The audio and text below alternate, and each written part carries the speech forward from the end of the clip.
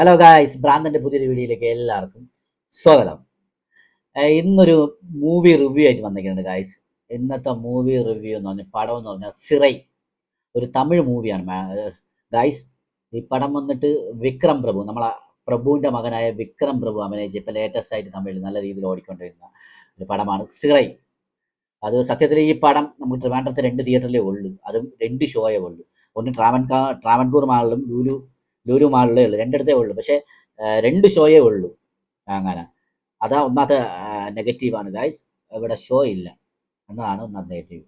പിന്നെ ഞാൻ കണ്ടത് ട്രാവൻകൂർ മാളിലാണ് എങ്കിൽ ഞാൻ പറയാം. ഫസ്റ്റ് ഓഫ് ഓൾ അടിപൊളി പടം, അടിപൊളി പടം, നല്ല പടം. നല്ല പടം എന്ന് പറഞ്ഞാൽ ഒരു യൂണിഫോം പോസ്റ്റ് ഡ്രാമ മൂവി, ഒരു രക്ഷയില്ല. കിടിലം പടം, കിടിലം പടം. ഇപ്പം ഈ ഇടയ്ക്ക് ഇറങ്ങിയ തമിഴ് പടങ്ങളിൽ എനിക്ക് തോന്നുന്നത് ഏറ്റവും നല്ല മികച്ച ഒരു പടം. നമുക്കൊരു വെട്രിമാരൻ്റെയൊക്കെ പടം കാണില്ലേ, അതേ ഫീൽഡ് വരുന്ന ഒരു നല്ലൊരു പടം.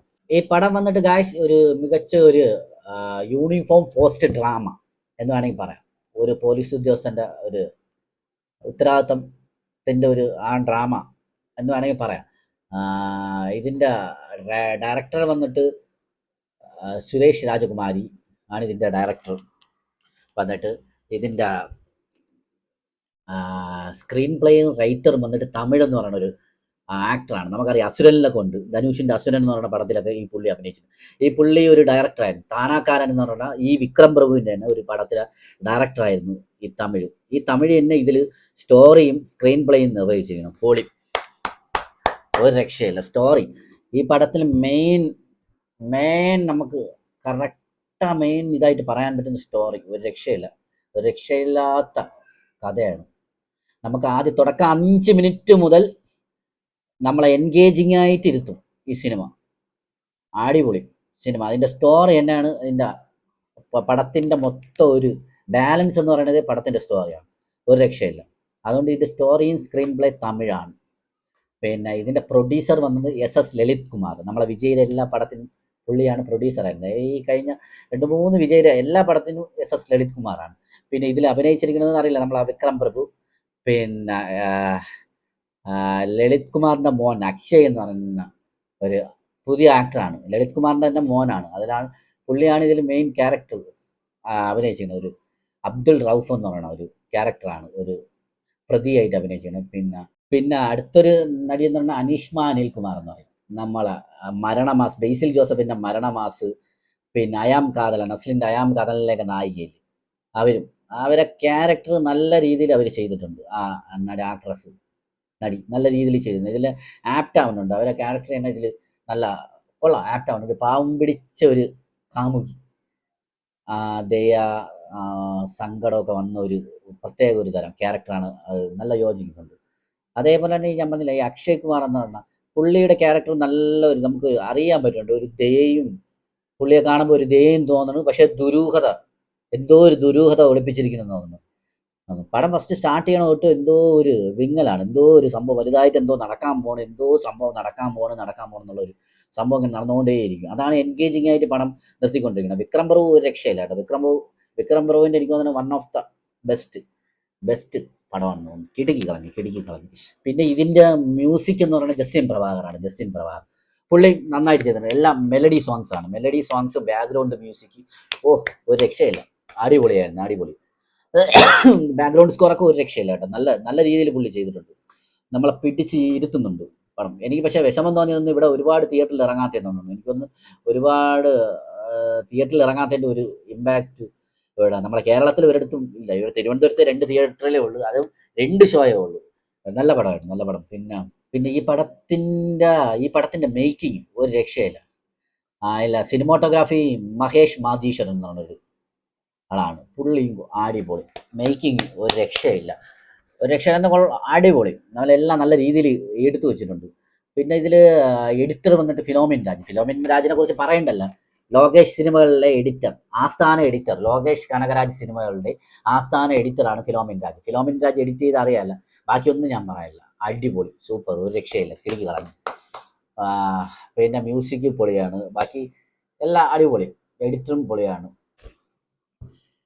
ഈ പടം നല്ല ഇമോഷണലി കണക്റ്റ് ആവുന്നുണ്ട്. എനിക്കൊക്കെ നല്ല രീതിയിൽ കണക്റ്റായി, ഇമോഷണലി നല്ല കണക്റ്റായി. ഇത് മെയിനായിട്ട് നമ്മൾ മതങ്ങൾ തമ്മിൽ, തമിഴ്നാട്ടിൽ മെയിനായിട്ട് നടക്കുന്ന ഒരു സംഭവം മതങ്ങൾ തമ്മിലുള്ള വേർതിരിവ്, പ്രണയം, പിന്നെ വിരഹം, പിന്നെ അങ്ങനെ ഒരു കൾട്ട് സംഭവമാണ്. ഒരു രക്ഷയില്ല. പിന്നെ വിക്രം പ്രഭുവിൻ്റെ ക്യാരക്ടർ കോൺസ്റ്റബിൾ കതിർ, പുള്ളി നല്ല രീതിയിൽ ചെയ്തിട്ടുണ്ട്. പുള്ളിയുടെ എനിക്ക് തോന്നുന്നു കരിയറിലെ ബെസ്റ്റ് ഇത് തന്നെ തോന്നുന്നു. കരിയറിലെ ബെസ്റ്റ്. താനാകാരനും കൊള്ളായിരുന്നു, ഇതും കൊള്ളായിരുന്നു കരിയറിൽ. പിന്നെ പുള്ളി ഫസ്റ്റിലെ 2-3 പടം ചെയ്തു, അതും കൊള്ളായിരുന്നു.